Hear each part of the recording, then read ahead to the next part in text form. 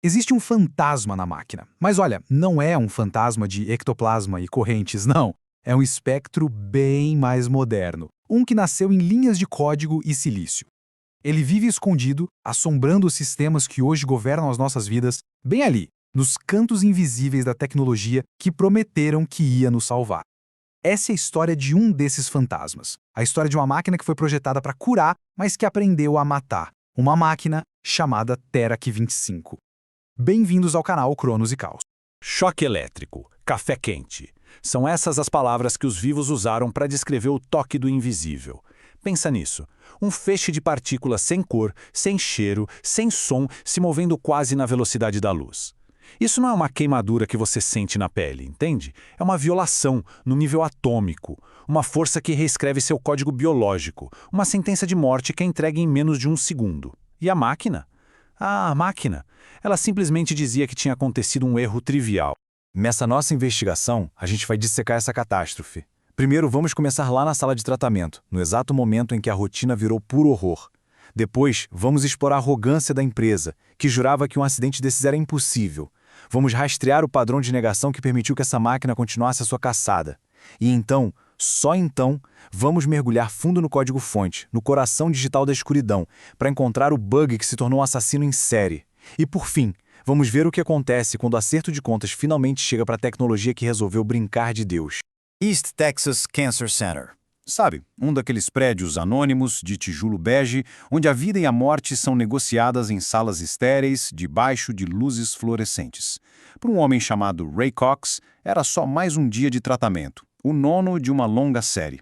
A sala era fria, dominada pela presença gigantesca e silenciosa do Terac 25. Um braço robótico imenso girando na sua órbita, prometendo uma cura precisa. A rotina era, de certa forma, reconfortante, só que a rotina era uma mentira. Na sala de controle, uma operadora experiente estava sentada na frente de um terminal VT100. Aquela tela de fósforo verde com texto em blocos, a interface de um computador PDP-11, um verdadeiro dinossauro mesmo para os padrões da época. Os dedos dela voavam sobre o teclado, aquele som seco das teclas ecoando na salinha.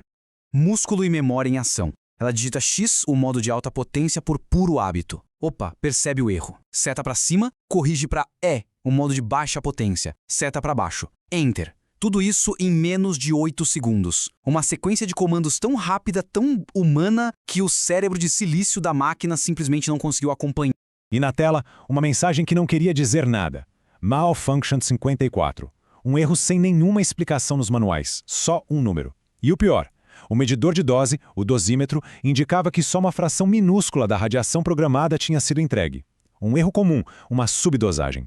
A máquina parecia estar dizendo, olha, tive uma falhinha aqui e não entreguei radiação suficiente. Uma mentira calma, digital e mortal. Só que lá na sala de tratamento, Ray Cox não sentiu uma subdosagem. Ele ouviu um zumbido alto, vindo das entranhas da máquina. E então, o toque.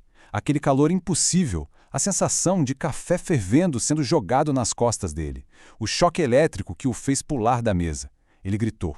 Mas a operadora, na cabine dela, só via Malfunction 54 e uma dose baixa. Confiando na máquina, ela seguiu o procedimento padrão para pequenas falhas. Ela apertou Pro, prosseguir, e a máquina disparou de novo. O feixe invisível atingindo o mesmo lugar, com força total, pela segunda vez.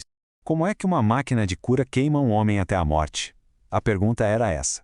E a resposta do fabricante, a Atomic Energy of Canada Limited, ou AECL, era um muro de negação. Simplesmente impossível. Os engenheiros deles, os sumos sacerdotes da era atômica, tinham projetado uma máquina perfeita. A falha não estava no metal, nem no software, diziam eles, mas talvez na histeria do paciente ou em algum erro inexplicável dos médicos. Essa arrogância toda da ASL tinha um nome: inovação. O Terac 25 era a evolução dos seus antecessores, o Terac 6 e o Terac 20. Só que essa evolução foi, na verdade, uma amputação. Nos modelos mais antigos, existiam travas de segurança físicas, sabe? Peças mecânicas que impediam o feixe de alta energia de ser ativado sem os filtros certos. Eram sistemas robustos, à prova de falhas. No Terac 25, para economizar custos e agilizar o design, essas travas físicas foram simplesmente arrancadas. A segurança foi totalmente terceirizada para o software.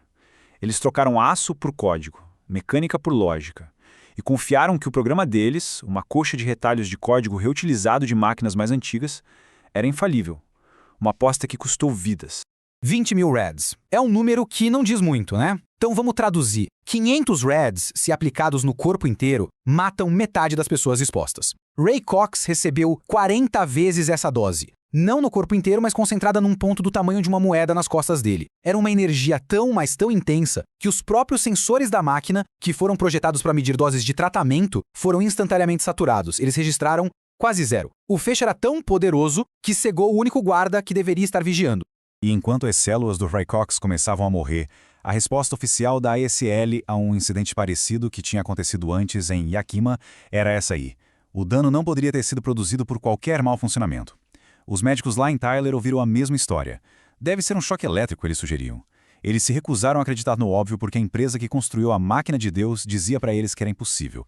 E por meses, o mundo acreditou. O horror de Tyler não foi o começo. Foi, na verdade, o clímax de uma tragédia que já vinha se desenrolando em câmera lenta por todo o continente. Um padrão de acidentes que, se tivessem sido investigados direito, teriam evitado as mortes que vieram depois. Mas a cada etapa, a resposta era sempre a mesma: negar, desviar, culpar qualquer coisa, menos o software. A trilha de falhas começou lá em 85. Geórgia, um calor tremendo. Ontário, outra overdose, que a ISL botou a culpa num microinterruptor. Yakima, queimaduras estranhas que a ISL insistiu ser impossível. Aí vieram as mortes em Tyler. E mesmo depois de tudo isso, em 87, um novo fantasma no código matou de novo em Yakima. Cada incidente era um aviso. Cada negação, uma sentença de morte adiada. Depois do segundo acidente em Tyler, o físico do hospital Fritz Hager se recusou a aceitar as desculpas. Ele e a operadora passaram horas tentando recriar o erro, e finalmente conseguiram. A chave era a velocidade, um operador experiente digitando rápido demais. Com essa prova na mão, a negação da SL finalmente desmoronou. Eles foram forçados a olhar para dentro do código, para aquele labirinto que um único programador tinha construído, sem documentação, sem revisão de ninguém. E lá, eles encontraram o fantasma. O bug era um negócio conhecido no mundo da computação como condição de corrida. Tenta imaginar duas tarefas de software correndo em direção ao mesmo objetivo. A tarefa A precisa verificar os parâmetros e a tarefa B precisa mover as peças físicas da máquina. Normalmente, a tarefa A termina antes da tarefa B começar. Mas, e se a operadora for rápida demais? E se a entrada de dados for tão veloz que a tarefa B começa a correr antes que a tarefa A tenha tido tempo de atualizar as instruções? É uma corrida. E no TEREC 25, quando a operadora ganhava essa corrida, o paciente perdia a vida. Foi exatamente isso que aconteceu. A operadora digitava X. O software começava a preparar os parâmetros para um feixe de raio-x que é 100 vezes mais potente. Mas antes que o software pudesse terminar de configurar tudo, os dedos ágeis da operadora já tinham corrigido para E. O software até registrava a correção na tela, mas a parte do código que controlava a potência do feixe já estava travada no modo X. Enquanto isso, outra parte do código que controlava os filtros de segurança lia a correção E e não colocava o filtro de raio-x no lugar. O resultado? A potência total de um raio-x, mas na forma de um feixe de elétrons puro, concentrado e sem filtro. Uma verdadeira arma de partículas. E o horror não parava por aí não. O acidente de Yakima, em 87, foi causado por um bug ainda mais amador, uma variável do software. Uma simples contagem para checagens de segurança era guardada em um único byte de memória. Acontece que um byte só consegue contar até 255. Na 256ª vez que a rotina rodava, a variável transbordava, ela voltava a zero. E quando a variável era zero, o software simplesmente entendia que a checagem de segurança não era necessária e pulava essa etapa. Isso permitia que a máquina disparasse com a configuração completamente errada. Um erro de programação de primeiro semestre num equipamento que decidia entre a vida e a morte. No final, as máquinas foram desligadas, processos foram abertos, acordos foram feitos a portas fechadas. A ESL foi forçada a fazer um recall e a implementar dezenas de correções, incluindo, ironicamente, aquelas mesmas travas de segurança de hardware que eles tinham removido em nome do progresso. Mas o verdadeiro acerto de contas não acontece nos tribunais. Ele está nas lições que foram gravadas a fogo na história da engenharia de software.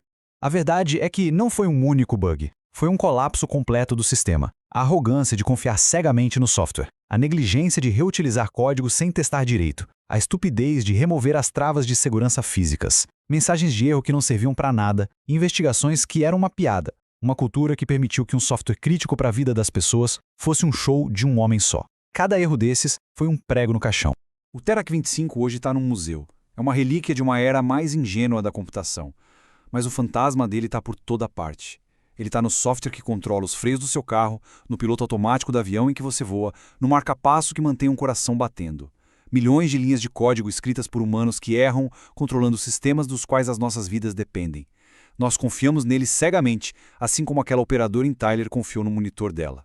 A pergunta que o Terac 25 nos deixou, gritando do passado, é a seguinte: o que acontece quando essa confiança for traída de novo?